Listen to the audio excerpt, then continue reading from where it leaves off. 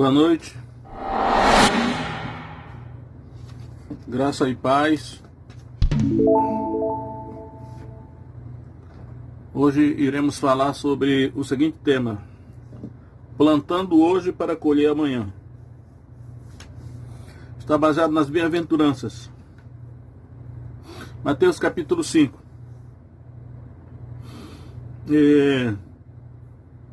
A partir do verso 3.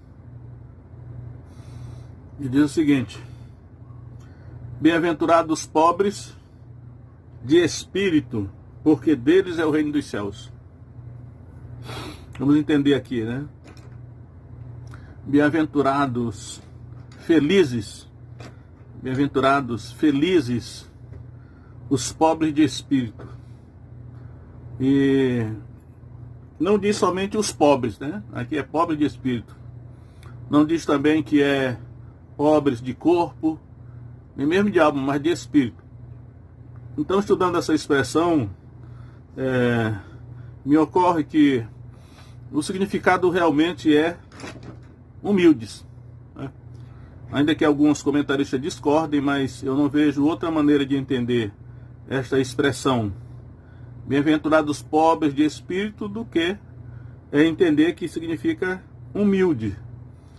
Naturalmente que pobre, literalmente, pobre de dinheiro, pobre de condições materiais, seria o caso de um mendigo, como no caso de Lázaro, da história do rico Lázaro. E entende-se que uma pessoa pobre, que pede esmola, está numa situação tão humilhante, que é muito difícil que ela não seja humilde, né? Está no fundo do poço. Mas eu acredito que, sem entrar em polêmica, o sentido mais adequado que eu vejo aqui é: bem-aventurados, felizes os pobres de espírito. E aí, meditando nas bem-aventuranças ao longo dos anos, que na verdade é felizes, Macarioi, eu tenho pensado o seguinte: o padrão deste mundo é que a pessoa feliz é aquela pessoa que, no senso comum, a pessoa feliz é aquela que tem dinheiro, né, rica, ou tem uma bela família, tem um bom emprego, nada lhe falta. Por assim dizer, seria tipo o rico da história do rico Lázaro. Então esse é o padrão, né? Feliz é a pessoa rica, bem de vida, tem muitos bens materiais, e as pessoas até cometem crimes e roubam e faz todo tipo de coisa para poder se encaixar nesse padrão de felicidade, né? Esse é o padrão do mundo, é o padrão senso comum que nos foi ensinado. Mas geralmente o senso comum, o padrão do mundo, deste mundo secular, ele vai na contramão da palavra de Deus. Aí o padrão da palavra de Deus é esse, que a pessoa feliz, são essas bem-aventuranças aqui, que quem é que é feliz? Os pobres de espírito. Os pobres de espírito são felizes. Então, você pode ter tudo, mas se você não for pobre de espírito, você não é feliz, bem-aventurado. E pobre de espírito é aquela pessoa que é humilde, né? Humilde. Então, feliz é a pessoa humilde, né? Pobre de espírito é humilde. Porque ainda que uma pessoa ela tenha bens materiais, seja rica, seja até, vamos dizer assim, uma família bem-sucedida, um relacionamento com amigos e cônjuges e filhos, tudo vai muito bem, mas se essa pessoa não for humilde, ela não é feliz. É isso que o texto está dizendo. Jesus está dizendo isso aqui, né? Mas ele vai dizer o motivo porque essa pessoa é feliz, humilde. Diz: porque deles é o reino dos céus. Por que que eu coloquei esse tema, plantando hoje para colher amanhã? Porque eu percebo, essa é a minha opinião, que essa nossa vida aqui neste mundo é um tempo de plantar. E que a colheita geralmente não será neste mundo. Ainda que nós colhamos, né, a Bíblia diz lá: tudo que o homem semear, isso também ceifará. É possível mesmo que o que nós plantamos, nós colhamos em parte até neste mundo, mas o sentido mais correto, creio eu hoje, é que esta nossa vida neste mundo é um tempo de plantar. E a colheita será num outro mundo. Veja só, né? Isso é muito, às vezes, talvez até desanimador para alguns, né? Ou para muitos. Porque se o nosso objetivo neste mundo é só plantar, e sabemos que plantar é um tempo difícil, penoso, aqueles que semeiam com lágrimas, com canto de júbilo cegarão, diz lá, um salmo diz isso, né? Então, agora, por que eu disse isso? Porque eu vou mostrar o seguinte, por que Jesus falou assim? Bem-aventurados os pobres de espírito, eles são bem-aventurados felizes, porque deles é o reino dos céus. Mas quando é que o reino dos céus vai se tornar deles? Ainda antes de dizer a consequência, eu quero também citar Mateus 11, 29, na verdade 28, né? Onde ele diz assim: vinde a mim todos que estáis cansados e oprimidos, e eu vos aliviarei. Tomai sobre vós o meu jugo e aprendei de mim, que sou manso e humilde de coração, e encontrei descanso para vossas almas. Porque o meu jugo é suave e o meu fardo é leve. Então Jesus disse: aprendei de mim, que sou manso e humilde de coração. E aqui eu quero entender que o humilde de coração é exatamente o pobre de espírito aqui. E Jesus é o modelo. Então, se queremos ser felizes, bem-aventurados, né? É chamado até às vezes de beatitudes, de beatos no latim. Então, se nós queremos buscar felicidade, devemos ser pobres de espírito, ou seja, humildes, né? Humildes. Só que a colheita não será neste mundo, ainda que muitas vezes aconteça, né? Talvez um pouco de colheita aconteça neste mundo, mas vejo hoje que a colheita mesmo será um outro mundo. Quando é que o reino, porque o reino dos céus será deles?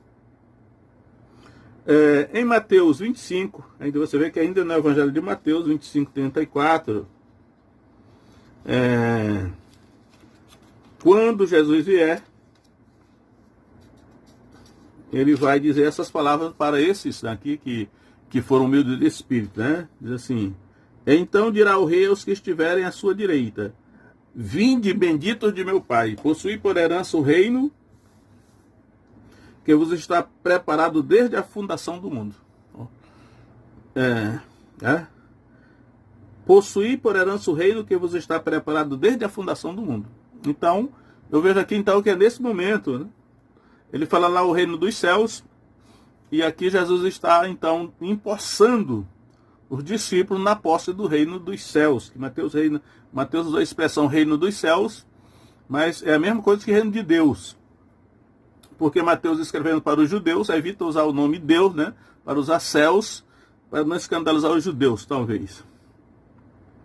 Então vejo eu aqui então que os humildes de espírito deles é o reino dos céus, mas eles receberão esse reino na vinda de Jesus. Quando Jesus vier, então, você vê que então eles estão plantando, estamos plantando aqui neste mundo para colher no outro mundo, ou no início do outro mundo, né? Em segundo lugar, a segunda bem-aventurança verso 4, né? Bem-aventurados os que choram, porque eles serão consolados.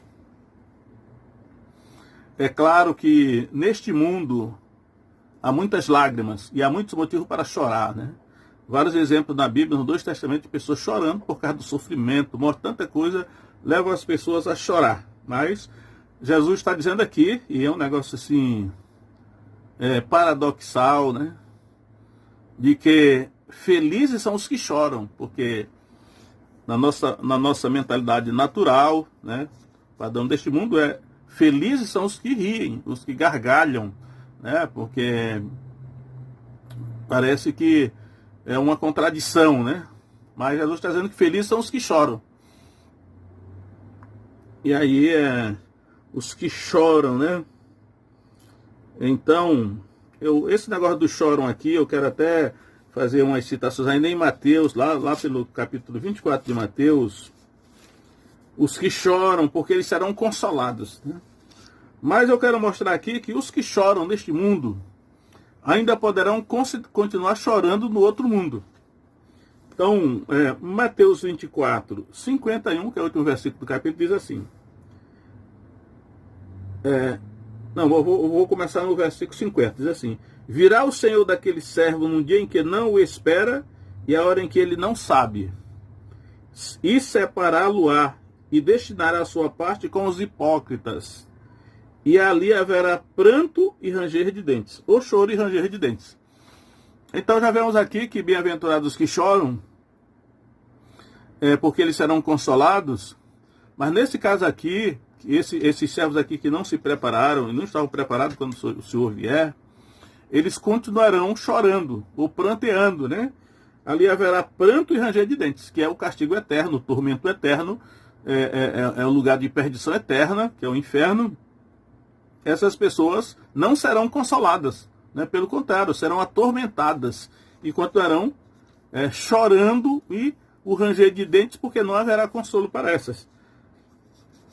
A mesma expressão está no final da parábola dos talentos, em Mateus 25, 30, diz assim: lançai, pois, o servo inútil nas trevas exteriores, e ali haverá pranto e ranger de dentes. Então, essa segunda bem-aventurança, bem-aventurados que choram, porque eles serão consolados, nós devemos pensar exatamente nisso, né? Que não gostamos de ver ninguém chorar, porque a pessoa chora por causa de sofrimento, né? De tristeza. Então, mas Jesus está dizendo, felizes são os que choram, porque eles serão consolados. E aí eu quero mostrar que o consolo é possível, acredito até que haja algum consolo aqui durante a nossa vida aqui na Terra, mas o consolo final mesmo e verdadeiro acontecerá no outro mundo. Então, eu vou ler aqui Apocalipse capítulo 7. Apocalipse capítulo 7, onde realmente se cumprirá essa bem-aventurança de que serão consolados, né? Apocalipse 7, verso 17 diz assim: porque o cordeiro que está no meio do trono os apacentará, e lhes servirá de guia para as fontes das águas da vida, e Deus limpará dos seus olhos toda lágrima. Olha só, e Deus limpará dos seus olhos toda lágrima. Então aqui é realmente o consolo, né? Então você veja que o bem-aventurados que choram porque serão consolados, o consolo não necessariamente acontecerá nesta vida, mas está apontando para o consolo final, que é lá no outro mundo, né? Então os que choram serão consolados, né? Apocalipse ainda fala algo a respeito disso, capítulo 21 de Apocalipse, onde ele diz o seguinte, capítulo 21 de Apocalipse, capítulo 21, verso 4, diz assim: e Deus limpará de seus olhos toda lágrima, e não haverá mais morte, nem pranto, nem clamor, nem dor, porque já as primeiras coisas são passadas. Então veja que é escatológico, né? É muito tempo depois que o consolo acontecerá. Ainda que possa acontecer um consolo aqui nessa vida, todavia, se não acontecer, saberemos que o verdadeiro consolo será na outra vida. Mas felizes os que choram, né? Acredite se quiser. Mas é Jesus que está falando, felizes os que choram, né? Ninguém gosta de chorar, mas pela fé, é isso que está escrito aí. Em terceiro lugar, a terceira bem-aventurança é: bem-aventurados os mansos, porque eles herdarão a terra. Bem-aventurados os mansos, porque eles herdarão a terra. Os mansos, aí podemos refletir aqui sobre essa questão da mansidão, os mansos. Bem-aventurados os mansos, porque eles herdarão a terra. O padrão do mundo, será que o padrão do mundo é que uma pessoa mansa, ela é feliz? A felicidade é você ser manso? A Bíblia diz que Moisés era o homem mais manso da sua geração, né? Moisés, ele naturalmente nem sempre ele foi assim, mas ele se tornou, pelo que ele passou, o homem mais manso da sua geração, né? E nesse mesmo texto que eu já citei de Mateus 11, 29, Jesus disse: aprendei de mim que sou manso e humilde de coração. Né? Além da humildade aqui está a mansidão. Alguns acham que mansidão e humildade são sinônimos. Outros acham que não, que é possível uma pessoa ser mansa e não ser humilde, ou vice-versa. O certo é que é mansidão que está falando aqui. E aí nós pensamos, nós que somos, vamos dizer, discípulos de Jesus, será que nós estamos observando isso? Nós estamos sendo mansos? Até achamos que é assim. Certamente tem algo a ver que algumas pessoas são mansas por temperamento, né? Parece que já nasceram mansas e tais, e outras têm a maior dificuldade com o seu próprio temperamento. Para ser mansa é difícil. Todavia, a palavra de Deus é para todos, né? Bem-aventurados os mansos. Então, está dizendo que os mansos são bem-aventurados, felizes. Então, se você quiser ser feliz, seja manso, né? Que é o que a gente luta para ser, nem sempre consegue, né? Mas está aí o padrão. Às vezes nós até valorizamos a pessoa que não é mansa, né? A pessoa que não leva desaforo para casa, a pessoa braba, né? E aí eu já estudando em algum momento essa questão da mansidão, o comentarista diz que o sentido de mansidão aqui é tipo assim, um animal já velho, né? Tipo um boi que carregou carga a vida toda, foi domesticado, serviu, agora está ali quebrantado, está manso, é tipo amansar mesmo, né? No sentido de amansar um jumento, amansar um cavalo, amansar um touro, até se tornar domado, domesticado, no sentido nessa direção aí. Que aliás também é fruto do Espírito, né? Gálatas 5:22 diz: o fruto do Espírito é amor, alegria, paz, longanimidade, benignidade, bondade, fidelidade, mansidão. Mansidão é fruto do Espírito Santo. Então ele está dizendo que felizes os mansos. Aí diz por quê? Porque eles herdarão a terra. Herdarão a terra, né? E essa questão dos mansos que herdarão a terra, eu quero mostrar alguma coisa aqui. Primeiro em Apocalipse, capítulo 2, Apocalipse 2:26, onde diz o seguinte: e ao que vencer e guardar até o fim as minhas obras, eu lhe darei autoridade sobre as nações. Jesus está falando. E com vara de ferro as regerá, e serão quebradas como vaso de oleiro, como também recebi de meu Pai. Então eu lhe darei autoridade sobre as nações. Eles lá, bem-aventurados os mansos, porque eles herdarão a terra. E em Lucas, capítulo 19, nós vamos encontrar a parábola das minas, né? Lucas 19, e é muito semelhante à parábola dos talentos, de Mateus. O certo é aquele senhor, aquele homem que foi para uma terra distante e deu para os servos, cada um deles uma mina. O primeiro servo que ele prestou contas, ele disse assim: Senhor, a tua mina rendeu 10 minas. E ele lhe disse: bem está, servo bom, porque no mínimo foste fiel. Sobre 10 cidades terás autoridade. Sobre 10 cidades terás autoridade. Isso aí, eu creio que isso é literal. A recompensa que Jesus vai dar para os seus servos, quando ele vier, será a autoridade sobre as nações. A linguagem que o Apocalipse usa, autoridade sobre as nações. E naturalmente, aqui está dizendo que já um recebeu a autoridade sobre 10 cidades. Então, a autoridade política para governar cidades. E o segundo servo aqui, ele diz: sê tu também sobre 5 cidades. Então, ele dá mais 5 cidades para o outro servo, né, que também multiplicou, dobrou a sua mina. Então, quando Jesus diz aqui, né, que bem-aventurados os mansos, porque eles herdarão a terra, herdarão nesse sentido, né? Eles serão coparticipantes com Jesus no governo da terra, naturalmente recebendo autoridade para governar nações, cidades e tais. Mas ele disse aqui, terão que ser mansos, né? Jesus diz: eu sou manso e humilde de coração. Então, felizes esses, porque essa recompensa não será agora. Aí que está o grande problema, porque eu percebo que a questão da tentação consiste em Satanás tentar nos induzir a fazer algo, ou seja, a tomar posse de algo que será nosso, mas antes do tempo, né? Então, assim, nós vamos receber esse presente amanhã. Aí Satanás diz, não, pega logo hoje. Isso é a tentação. Então, eu vejo que a igreja muitas vezes cai nessa cilada, porque a igreja, muitas vezes, ela quer assumir o governo da nação, é a questão política. Né? Ela quer assumir a autoridade política sobre as cidades, sobre as nações, sobre os estados. E aí, muitas vezes nós vamos refletir na paz de Deus, isso pode ser uma tentação, porque a igreja verdadeira receberá autoridade sobre as nações, e é Jesus que vai dar. Ele diz, você assume a autoridade sobre 10 cidades, você sobre 5 cidades, é a autoridade política, mas isso só acontecerá quando Jesus vier. Né? Parece até uma omissão da igreja, né?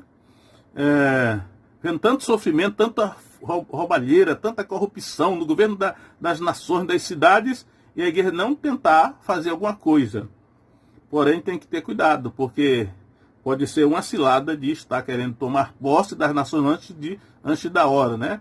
A ordem que Jesus deu para a igreja foi: fazei discípulos de todas as nações. Isso aí é a grande comissão. Mas ele está dizendo aqui, os mansos herdarão a terra. E é por isso que os mansos serão felizes, porque eles herdarão a terra. Só que a recompensa será só na vinda de Jesus. Você vê que na vinda de Jesus é que essas recompensas acontecerão, né? E aí vem a quarta bem-aventurança, diz assim: bem-aventurados que têm fome e sede de justiça, porque eles serão fartos. Então, você tem fome e sede de justiça, né? Quer dizer, você vive insatisfeito, percebendo que nesse mundo não tem justiça, né? Você vive infeliz, insatisfeito, porque você vê a injustiça campeando, né, na face da terra. Então você tem fome e sede de justiça, Jesus, então você é feliz. Por quê? Porque esse seu anseio, esse seu desejo, você será farto, né? Será farto. Mas quando é que acontecerá isso? Quanto é que serão fartos? É porque é no outro mundo. Eu vou mostrar aqui, né? Em segunda carta de Pedro, segunda carta de Pedro,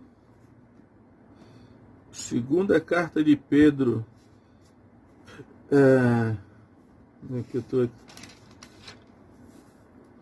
segunda carta de Pedro 3:13. Segunda carta de Pedro 3:13 diz assim: porém, segundo a sua promessa, aguardamos novos céus e nova terra em que habita a justiça. Então, nós seremos fartos do nosso fome e sede de justiça, mas no outro mundo, olha só. Aguardamos novos céus e nova terra, segundo a sua promessa de Jesus. Novos céus e nova terra em que habita a justiça, porque neste mundo que nós vivemos, não há justiça. Pode até haver alguma coisa aqui e ali, mas a Bíblia diz, né, João diz, o mundo inteiro jaz no maligno, o maligno é injusto, né? E aí, ainda há um outro verso aí que eu quero mostrar, que é Apocalipse 21, que diz assim, Apocalipse 21, e vi um novo céu e uma nova terra, porque já o primeiro céu e a primeira terra passaram, e o mar já não existe. Né?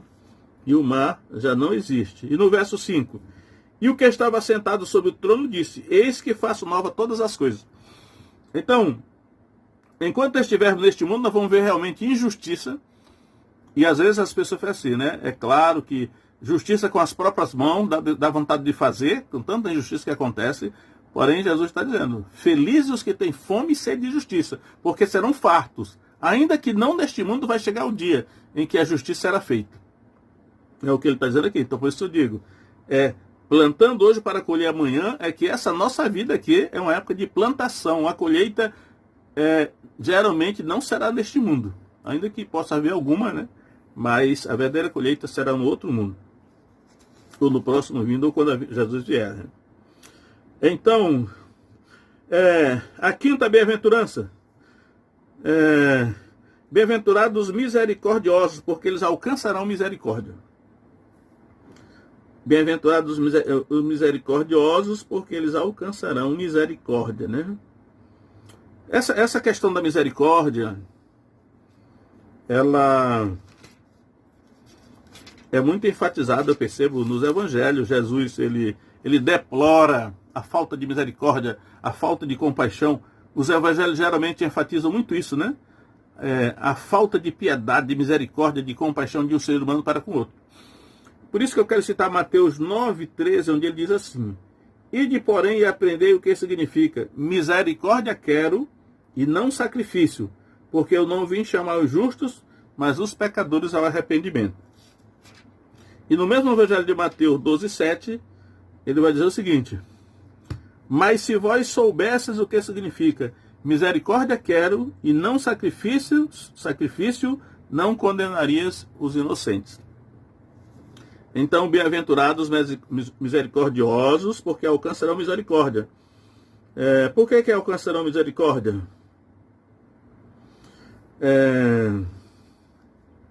Por que alcançarão misericórdia? Porque todos nós estamos caminhando para um julgamento, né? O dia do juízo, né? Nós estamos caminhando para um julgamento diante de Deus. A Bíblia fala do tribunal de Cristo e fala do tribunal de Deus. Todos nós seremos julgados, né? Vamos ver aqui, Tiago, capítulo 2, verso 13, onde ele diz o seguinte: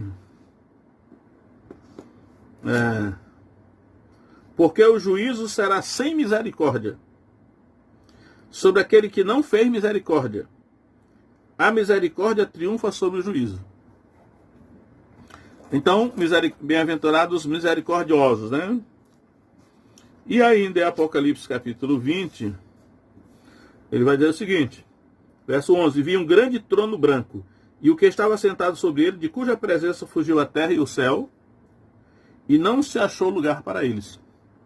E vi os mortos, grandes e pequenos, que estavam diante de Deus, e abriram-se os livros, e abriu-se outro livro, que é o da vida, e os mortos foram julgados pelas coisas que estavam escritas nos livros, segundo as suas obras.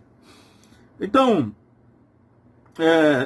a bem-aventurança fala aí: bem-aventurados misericordiosos, porque alcançarão misericórdia, né?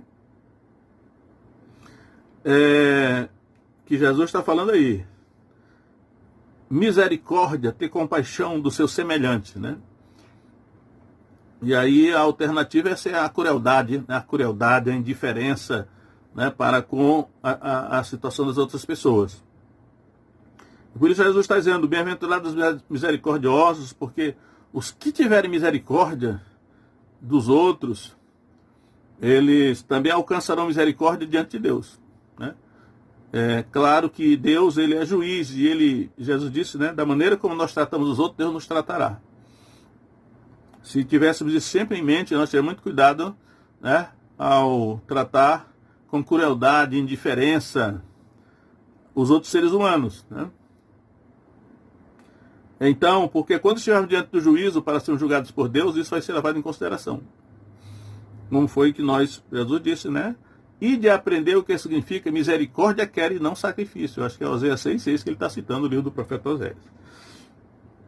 Então, bem faremos nós, se nós refletirmos que devemos usar de misericórdia para com os seres humanos, não só com os nossos parentes, né? Com as pessoas que nós amamos, mas até mesmo com os inimigos, né? Usar de misericórdia. É isso aí que ele está falando.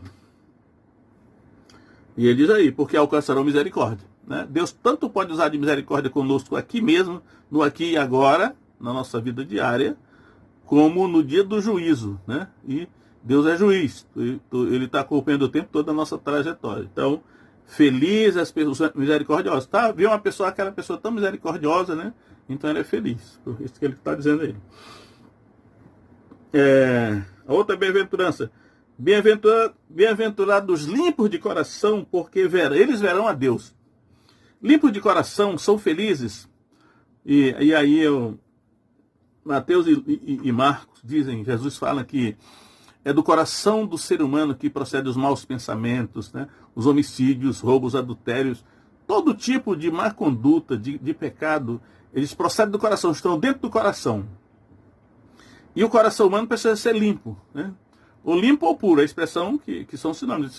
Os limpos de coração, os puros de coração. E ele está dizendo aqui: bem-aventurado os limpos de coração, porque verão a Deus. Ter o coração limpo só existe uma maneira. Eu vou agora correr, porque o tempo já praticamente esgotou o meu tempo. Mas a sujeira do coração humano, e todos têm um coração sujo, porque o ser humano já nasce contaminado pela herança genética do pecado, é espiritual essa herança, né? O coração já nasce contaminado, mas só a maneira dele ser purificado. É o Espírito Santo, né? Quando nós recebemos o Espírito Santo, cremos em Jesus, né? Que assim, crer e ser batizado, né? E aí, recebendo o Espírito Santo, é o Espírito Santo que purifica o nosso coração. Atos 15, 9 diz exatamente isso, que quando o Espírito Santo caiu sobre o gentio na casa de Cornélio, purificou-lhes o coração pela fé. Né? Só o Espírito Santo pode purificar o nosso coração. Aí o nosso coração é purificado ou limpo dos pecados, e aí a nossa missão será vigiar para não tornar se contaminar, mas geralmente continua a se contaminar. Por isso, na medida que for as ervas daninhas nascendo no nosso coração, novamente, teremos que constantemente pedir que o Espírito Santo novamente vá cortando as ervas daninhas para manter o coração puro. Né? Davi diz assim, quando ele pecou, no Salmo 51, ele diz lá, né? Dá-me um coração puro, ó Deus, né? E renova em mim um espírito inabalável. Cria em mim, ó Deus, um coração, essa expressão, né? Cria em mim, ó Deus, um coração puro e renova em mim um espírito inabalável. Porque ele percebeu que ele caiu naquele pecado com Betseba, porque o coração dele estava já contaminado. Então, aí Jesus, aqueles que conseguirem manter o coração puro ou limpo, verão a Deus. E tem outra escritura que diz assim: segui a paz com todos e a santificação, sem a qual ninguém verá o Senhor. Essa santificação aí é o coração puro, que só o Espírito Santo pode fazer. Né? Depois o Tiago vai dizer que nós devemos chegar para Deus, purificar os corações, e está dizendo assim, você não pode purificar o seu coração, você não pode. Mas na medida que você se achega para Deus, busca Deus, é o Espírito Santo que vai purificar o seu coração. E aí, vocês verão a Deus, né? O limpo de coração verão a Deus. O que mais aqui? Bem-aventurados os pacificadores, porque serão chamados filhos de Deus. Os pacificadores serão chamados filhos de Deus. Pacificadores, né? Eu acho que o contrário de pacificadores é a pessoa que toca fogo na situação, né? Botar linha na fogueira. Mas os pacificadores são aqueles que procuram pacificar, seja o relacionamento entre seres humanos, seja entre nações, né? Entre grupos, pacificar, né? Criar harmonia. Eles serão chamados filhos de Deus. Eu vou agora passar mais rapidamente. Os pacificadores, bem-aventurados que sofrem perseguição por causa da justiça, porque deles é o reino dos céus. Se você sofre perseguição por causa da justiça, e aí deles é o reino dos céus. Já tem uma outra bem-aventurança que fala sobre o negócio deles é o reino dos céus. Já mostrei lá que Jesus, quando voltar, que eles possuem por herança o reino. Então sofrem perseguição por causa da justiça, porque existem situações em que somos obrigados a nos envolver para corrigir a injustiça, e somos perseguidos, né? Porque por querer corrigir uma injustiça. E aí Jesus deles é o reino dos céus, é uma repetição de bem-aventurança, né? Bem-aventurados sois vós quando vos injuriarem e perseguindo e mentindo, disserem todo mal contra vós por minha causa. Aí Jesus está dizendo, agora é por minha causa, né? Quando você for perseguido por causa de Jesus, ele especificou bem.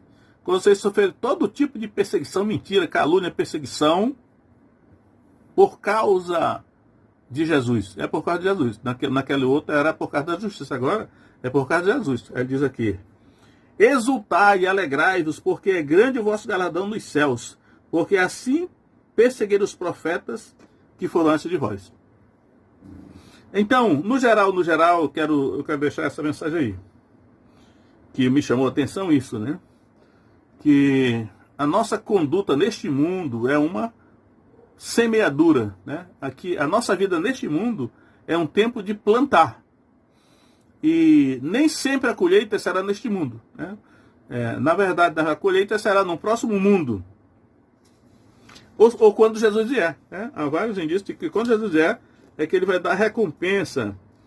Por isso que, se você estiver, né, tipo assim, vamos dizer assim, decepcionado porque não está recebendo a bênção neste mundo, saiba que a promessa não é neste mundo, né? Pode até Deus abençoar e tem uma série de bênçãos que pode dar neste mundo, mas no geral mesmo, a promessa não será neste mundo, ou não será agora, será quando Jesus vier. Grande parte da bem-aventurança ele dará quando ele vier. Então, eu quero terminar com Lucas 14:14. Aliás, ele diz assim, Lucas 14:13, né? Mas quando fizeres convite, chama os pobres, aleijados, mancos e cegos. E serás bem-aventurado, olha aí, porque eles não têm com que te recompensar, mas recompensado te será na ressurreição dos justos. E a recompensa virá na ressurreição dos justos. E quando será a ressurreição dos justos? Na vinda de Jesus. Lá será a recompensa. Ele vai dar a recompensa, né?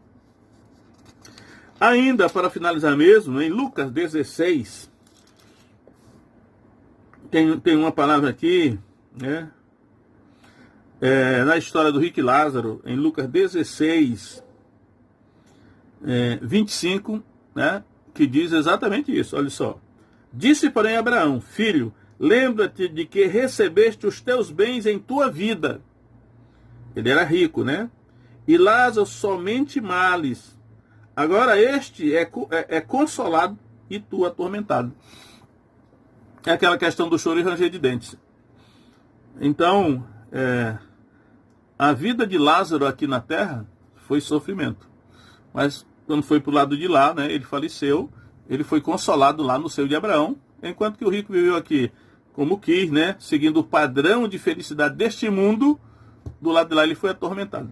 Ele foi atormentado. Então, isso é para nós não desanimarmos de fazer o bem, ainda que não recebamos nesta vida a recompensa, porque as promessas de Deus, em grande parte, é que a recompensa não será aqui, né? Será quando Jesus vier, ou será no outro mundo, né? Que Jesus vai dar início, a nova era, a nova ordem mundial que Jesus vai inaugurar com a sua vinda.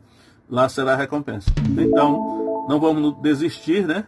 Mas continuar fazendo o bem e fazendo o que é certo e correto e justo. A Bíblia toda ensina assim: Deus nos colocou na terra para fazer justiça e juízo na terra. E é isso que devemos fazer, quer nós colhamos ou não neste mundo. E assim nós seremos felizes, pelos padrões das Escrituras, nós seremos felizes. Deus abençoe cada um de vocês em nome de Jesus.